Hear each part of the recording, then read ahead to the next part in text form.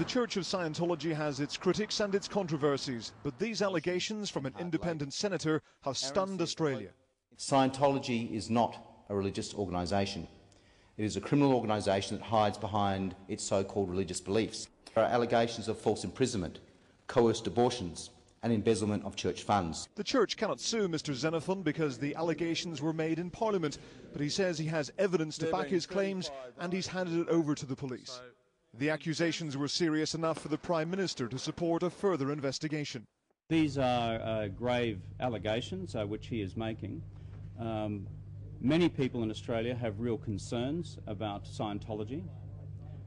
I share some of those concerns. But let us proceed carefully and look carefully at the material which he has provided before we make a decision on further parliamentary action. A church spokesman said it was a propaganda campaign worthy of a totalitarian regime rather than a democracy.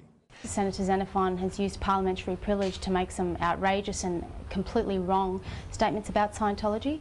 But other Australian politicians have waded into the debate, though at times their knowledge of the issues seemed shaky at best.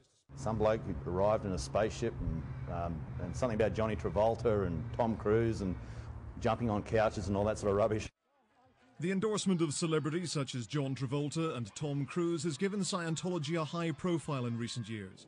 But this row comes just a few weeks after the church was convicted of fraud in France and a court imposed heavy fines on 6 of its members. Does this sound like an organisation that should be receiving support from the Australian taxpayer? The church says allegations from former members are as reliable as ex-spouses talking about their partners. But an inquiry could have long-term implications for Scientology down under. Ian Woods, Sky News, Sydney.